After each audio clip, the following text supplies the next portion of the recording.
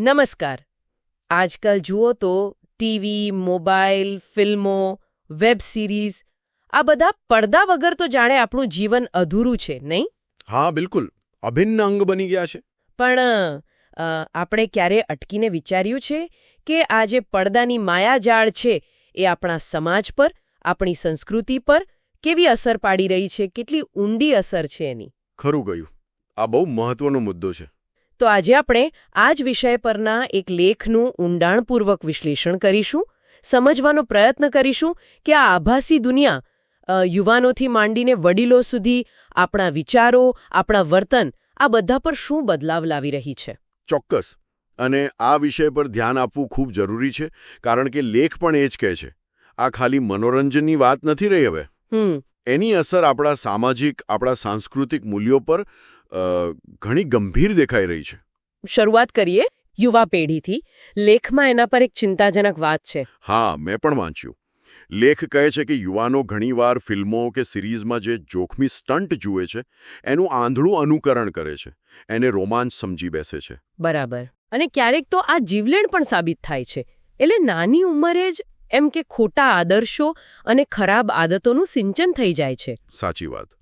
લેખક એટલે જ ભાર મૂકે છે કે આ આભાસી દુનિયાના નકલી હીરો પાછળ ગાંડા થવા કરતાં યુવાનોને રમતના મેદાન તરફ વાળો, પુસ્તકો તરફ, કળા તરફ વાળો, જેથી તેઓ વાસ્તવિક જીવનના હીરો બની શકે. બિલકુલ. પણ આ વાત ખાલી યુવાનો પૂરતી નથી, ખરું ને? લેખ આગળ વડીલોની પણ વાત કરે છે. હા, એ પણ છે. વડીલો પણ ઘણીવાર પેલી પડદા પર દેખાતી મોંઘી જીવનશૈલી, કપડાં, ગાડી, ઘર, દેખાદેખી, હા, એની નકલ કરવાની લહાઈમાં ક્યારેક પોતાની ઓળખ અને આર્થિક સંતુલન પણ ગુમાવી બેસે છે. આ દેખાદેખી પછી શું કરે? વાસ્તવિક જીવનમાં બિનજરૂરી તણાવ અને બોજ ઊભો કરે. અને એનાથી પણ આગળ વધીને આપણી આખી જીવનશૈલી, આપણી ખાણીપીણી, આપણી રીતભાત આ બધા પર સોશિયલ મીડિયા અને ટીવીનો એટલો બધો રંગ ચડી ગયો છે કે આપણે આપણી પોતાની જે સમૃદ્ધ સંસ્કૃતિ છે, જે પરંપરાઓ છે, જે કદાચ વૈજ્ઞાનિક રીતે પણ ઉપયોગી હતી, એને ભૂલી રહ્યા છીએ. બરાબર. એટલે એક તરફ આધુનિક બનવાની દોડ છે, તો બીજી તરફ આપણું જે મૂળ છે એ છૂટી રહ્યું છે. તો લેખ એવું સૂચવે છે કે સારા વિચારો ભલે ગમે ત્યાંથી લો, પણ આપણી સંસ્કૃતિનું જતન કરવું એ આપણી ફરજ છે. એવું જ ને? હા, ચોક્કસપણે. લેખ કહે છે કે સારા વિચારો અપનાવો એમાં વાંધો નથી, પણ આપણી ઓળખ ગુમાવીને નહીં. આપણી સંસ્કૃતિનો જે વારસો છે એને સાચવવાની જવાબદારી તો આપણી જ છે. પણ જુઓ, વાત આનાથી પણ વધુ ગંભીર બને છે જ્યારે લેખ હિંસાના પ્રભાવની વાત કરે છે. ઓહ હા, એ મુદ્દો તો ખરેખર ચોંકાવનારો છે. લેખ ચેતવણી આપે છે કે આ વેબ સિરીઝ, ફિલ્મો અને પેલી ઓનલાઈન ગેમ્સ એના દ્વારા યુવા પેઢીના મનમાં હિંસાનું જાણે ધીમું ઝેર રેડાઈ રહ્યું છે. ધીમું ઝેર, બહુ સાચો શબ્દ વાપર્યો છે. પડદા પર જે સતત ક્રૂરતા દેખાડાય છે એ લોકોમાંથી, ખાસ કરીને યુવાનોમાંથી દયા, કરુણા જેવા ભાવો જાણે ખતમ કરી રહી છે. હા, અને એ આપણને અજાણતા જ નિષ્ઠુર અને સંવેદનહીન બનાવી રહી છે. એટલે જ લેખક એને પડદા પરનું ઝેર કહે છે, જે ધીમે ધીમે આખા સમાજમાં ફેલાઈ રહ્યું છે. ચોક્કસ દેખાય છે. લેખ મુજબ સમાજમાં જુઓ તો નાની નાની વાતમાં ગુસ્સો આવી જાય, આવેશ વધી રહ્યું છે. હા, એ તો છે. અને આ આવેશ પછી ક્યારેક મારામારી અને હત્યા જેવા ગંભીર ગુનાઓ સુધી પહોંચી જાય છે. એટલે લેખક આ માધ્યમોને લગભગ ગુનાખોરીની પાઠશાળા જ કહે છે. ગુનાખોરીની પાઠશાળા? બાપ રે! હા, જ્યાંથી નકારાત્મક વર્તણૂક શીખવા મળે છે.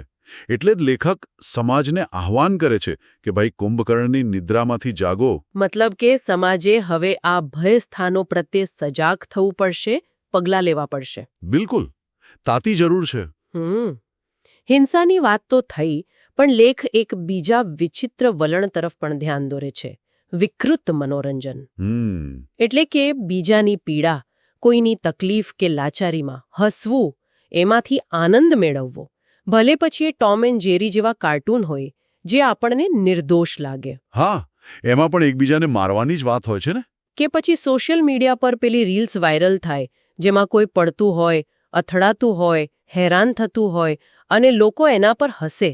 અને સૌથી ખરાબ એ છે કે આ આભાસી દુનિયાનું વર્તન હવે વાસ્તવિક જીવનમાં પણ દેખાય છે. કોઈની શારીરિક મર્યાદાની મજાક ઉડાવવી, કોઈને કારણ વગર હેરાન કરવું. હા, અને મૂંગા પશુઓને પજવવામાં પણ અમુક લોકોને આનંદ આવતો હોય છે. આ મુદ્દે લેખ ખૂબ જ સ્પષ્ટ અને કડક છે. કોઈની મજબૂરી કે પીડા પર હસવું એ શરમજનક છે. સાચો આનંદ તો હંમેશા નિર્દોષ હોય છે.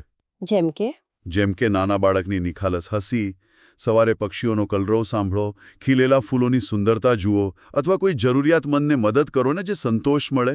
હા, એ અલગ જ હોય છે. લેખ ભારપૂર્વક કહે છે કે જે આનંદ કોઈને દુઃખ પહોંચાડીને ન મળે એ જ સાચો માનવીય આનંદ છે. અને જો કોઈ જીવને દુઃખી જોઈને આપણને આનંદ આવવા માંડે તો સમજવું કે આપણામાં માનવતા મરી રહી છે. ખૂબ ઊંડી વાત કહી. તો આ બધી સમસ્યાઓ તો છે, પણ લેખ આમાંથી બહાર નીકળવાનો કોઈ રસ્તો, કોઈ ઉકેલ સૂચવે છે? હા, સૂચવે છે. લેખ સમાજને આહ્વાન કરે છે કે આવું જે હિંસક, વિકૃત, નકારાત્મક કન્ટેન્ટ છે એનો સામૂહિક રીતે અસ્વીકાર કરો. એને ન જુઓ. એટલે કે દર્શકોની જવાબદારી. હા, અને સાથે સાથે જે સર્જકો છે, ફિલ્મ બનાવવાવાળા, સિરિયલ કે વેબ સિરીઝ બનાવવાવાળા, એમની પણ નૈતિક જવાબદારી છે કે સમાજને કંઈક સારું પીરસે, સકારાત્મક, પ્રેરણાદાયક, અહિંસક મનોરંજન આપે. અને જો એ લોકો પોતાની જવાબદારી ન નિભાવે તો પછી દર્શકો પાસે બહિષ્કારનું શસ્ત્ર તો છે જ. આવા કન્ટેન્ટને નકારી કાઢો. એનાથી આપણે સમાજને અને ખાસ કરીને આપણી આવનારી પેઢીના માનસને સ્વસ્થ રાખી શકીશું. ખરેખર આ બહુ જ મહત્વની વાત છે.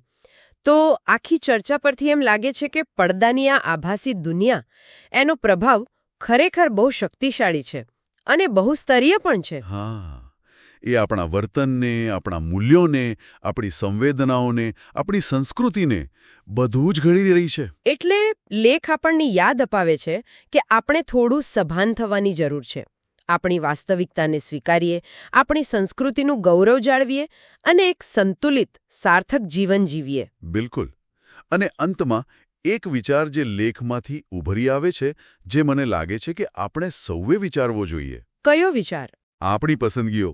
આપણે શું જોઈએ છીએ, શું સાંભળીએ છીએ, શું શેર કરીએ છીએ. એ ખાલી આપણું મનોરંજન નથી કરતું, પણ એ અજાણતા જ નક્કી કરે છે કે આપણે કેવો સમાજ બનાવી રહ્યા છીએ. સાચી વાત. એટલે નિર્દોષ આનંદ પસંદ કરવો અને આપણી સાંસ્કૃતિક ઓળખ જાળવી રાખવી એ ખાલી વ્યક્તિગત શોખ નથી, પણ એક સામૂહિક જવાબદારી છે. આપણી આજની દરેક પસંદગી એ આપણા આવતીકાલના સમાજનું નિર્માણ કરે છે.